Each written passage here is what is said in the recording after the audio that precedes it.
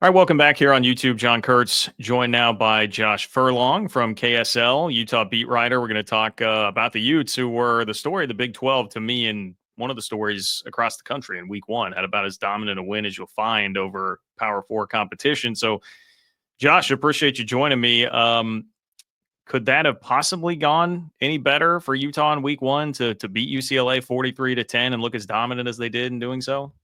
No, I'm honestly, that's the way that you want to draft it up, right? I think with what Kyle Whittingham had said about this offensive line and how effective they felt it could be, that's about as perfect as it could be, right? Like there's definitely things that you can nitpick and fine tune and adjust as the season goes on. But it wasn't one of those games where you came out and it looked like a week one, right? Like for Utah, this looked like they'd been preparing for this moment for a long time. And, there really wasn't much that UCLA could do to stop them. They just continued to move forward. That offensive line did whatever it wanted to. There was moments where I think it was a penalty or there was something else that happened. And in the past, the past 2 years, Utah would have crumbled into that situation. They didn't have the dogs to be able to do that. And it was just kind of this little blip on the radar for Utah. So it definitely felt like one of those that they'd been preparing for a long time, and everything went as planned. Yeah, what do you I guess stands out the most about the game that Devin Dampier had, which again to me was like if you're thinking about what he could be, that looked about as good as you could have possibly expected with the way that he was able to utilize his legs, but also throwing the football. I mean, he looked like a guy that definitely has a decent arm.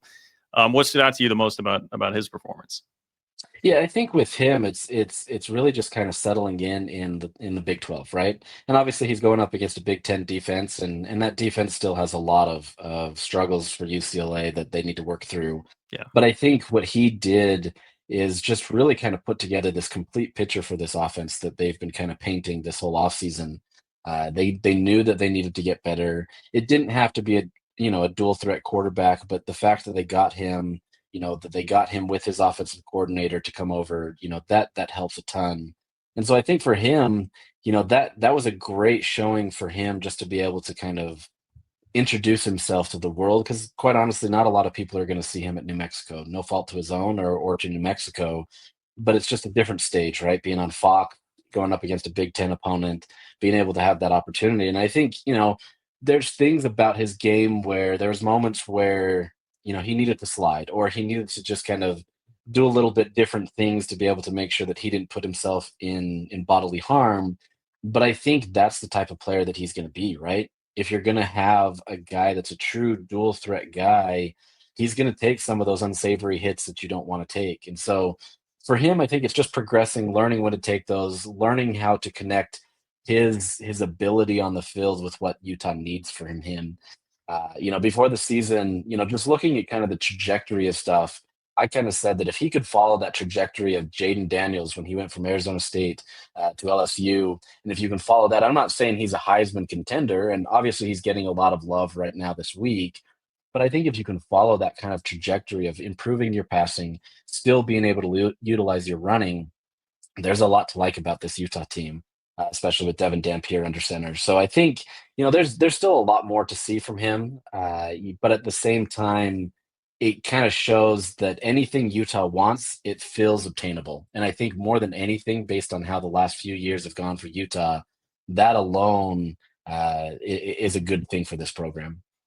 Yeah, it's interesting you bring up the durability. I mean, I did see some conversation about that 10 design quarterback runs, I believe, in that game against UCLA. I know that there's got to be a lot of scars from the Cam Rising injury saga the last couple of years for Utah fans and maybe the coaching staff. Like, how much do you think they can survive doing that throughout the rest of the year? Do they have to call the game a little bit differently? I think it's just learning to when to take your shots, right? Like I think it's not just pulling the ball just to pull the ball. I think they're definitely going to continue to utilize his strengths and have designed runs, but it's learning when the time to tuck and run versus check down, versus throw it away. And I think they're getting there, right? And I think he's improved upon that. But at the same time, there was one play made, in that UCLA game. I think it was in the third quarter, if I remember right. Utah was backed up into the 20-ish yard line, and UCLA finally broke through. They got through the line. They bull rushed him, were able to get to him, and he scrambles out of it and runs, 40 yards to get 2 yards. And so I think you can't take away that kind of ability. And so I know the scars are going to be there for Utah fans, but I think you can't put them in a box, right? You can't take somebody and say, okay, sorry, you're not going to run. Arizona tried that with Noah Fafita a year ago. It didn't work, right? Like you've got to let the guy have his skill set available to him, if not just to make him comfortable. If he can feel comfortable, then I think you're going to be okay. And it's just learning that balance. And I think Devin's getting there. And I think he's learning to play differently with the line that he has and kind of what's given to him. So it's evolving, but I think, it's going to be a situation that Utah fans should be optimistic about, even if it does cause some heartburn at times. I was surprised to see, not following Utah on a daily basis, the trio of Smith Snowden, Lander Barton, Jackson Benny all playing both ways. And, Big 12 fans obviously saw that done at the highest of levels last year with Travis Hunter. But man, I tell you what, like Smith Snowden looked like about the best skill position player that Utah had at times throughout the game. Where did this come from? Like how did this come to Kyle Whittingham? Is it a move out of necessity because of the receiver room in some cases, or like how did this come about that you'd be playing guys both ways? Yeah, I think this is Utah looking at guys that can just make an impact, right? I think they're trying to find guys that can do whatever they can to move the ball. And I know right now it's a big indictment on Utah's wide receiver game, not being able to have that. But I think it's really just trying to find whatever the best talent is out there. And both of these guys, or at least Smith Snowden and Jackson, or Lander Barton, excuse me, they had played offense in high school, and so it's not like unfamiliar territory to them. But at the same time, the level that they played was a little bit surprising to me, especially Smith Snowden. But at the same time, if you've got the hot hand, go for it, right? And I think that's kind of what they felt. They dialed it up that way. They felt like he could kind of get, in these groupings that would help. And so Kyle Whittingham talked about it on Monday. He said, "Look, we need to get their main wide receiver Tobias Merriweather more of the ball, but at the same time, it's going to be earned and not given." And I think right now, guys like Smith Snowden who are showing up, Lander Barton, Jackson Benny, even if it's a defensive player, they're showing up. And I don't know that that should necessarily cause some concern for people. It's more just go with the hot hand, and as long as it works and as long not putting your defense at risk, then you'll be okay. So it's a really kind of fascinating dynamic right now that I'm curious to see how it develops. Kyle Whittingham has utilized a two-way player before in Sione Vaki. That was more out of necessity.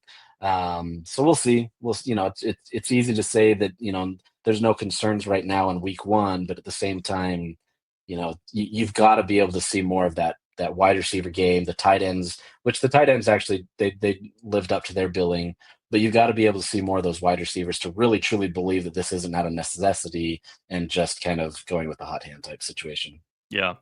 Where are you at on this defense through, obviously, I know you've only seen them 1 week, but high expectations as per usual, really, with the Utah defense? Like, how do they seem to stack up to what you typically get out of Morgan Scalley and Kyle Whittingham? Yeah, it's pretty close. It's not quite to the elite level that they've been at in years past, but it's not terrible either. I mean, they held UCLA under 300 yards total. So it's they're going to look at stats like that. They got in the backfield, I think 4 or 5 times they got sacks, and so they created havoc plays. There were blown assignments, right? There was missed tackles. There was guys out of position at times. Part of that is just the nature of the game. Some of that is Nico Imaliava just kind of being, equally talented on his side of the ball. But I think on the defensive side, as a whole, you have to be happy about it, especially with some of the younger faces that you have in the defensive tackle room. But there's still more that you can see from this group. You know that you can be better, and if you're already hitting at that level against a Big Ten team, and I get it, like this isn't Ohio State or Oregon at the Big Ten, right? Like it's a completely different level. But the fact that you can do that in game one shows that they're at least at a good level. And if they can continue to make those improvements, I think Utah feels really good about themselves. It's not really one to doubt Kyle Whittingham or Morgan Scalley's defense.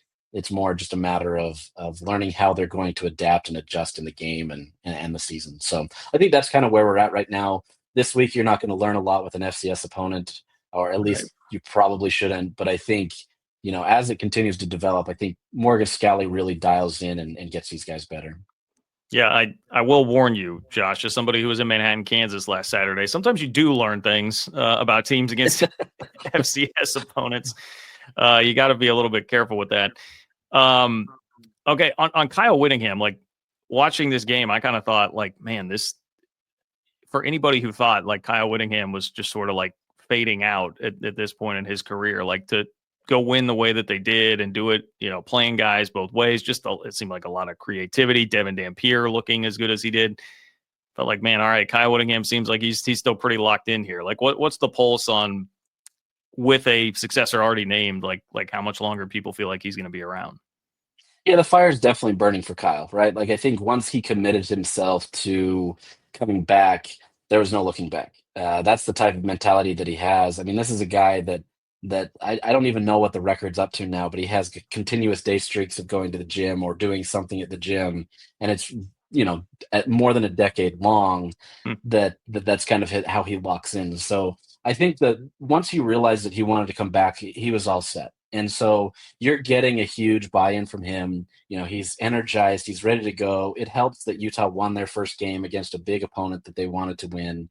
And so you're seeing this kind of revitalization with him. Not that last year, he was down or anything. It was more just you can see him at the end of his career, right? Like you can see that it's coming.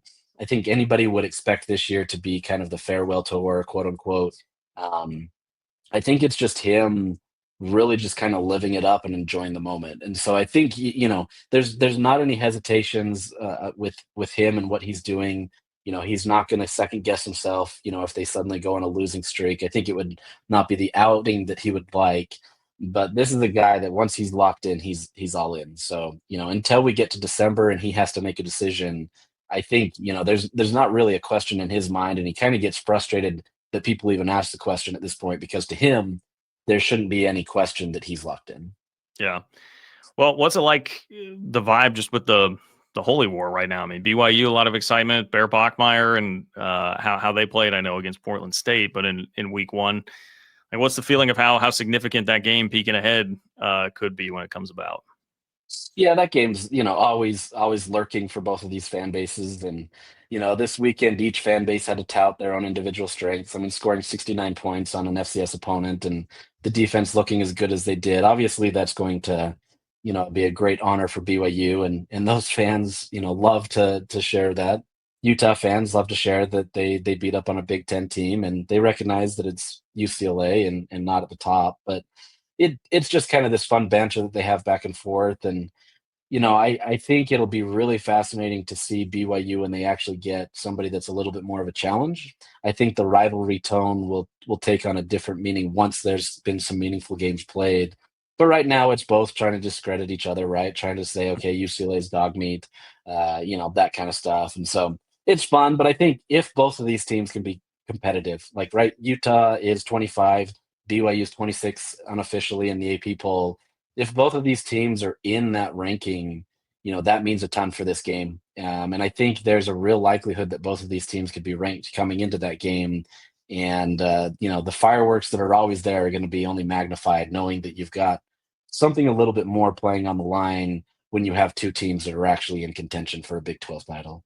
Yeah. Yeah, no doubt. Looking forward to that one. Josh, appreciate it as always. Thanks for sharing your insight. We'll do it again soon.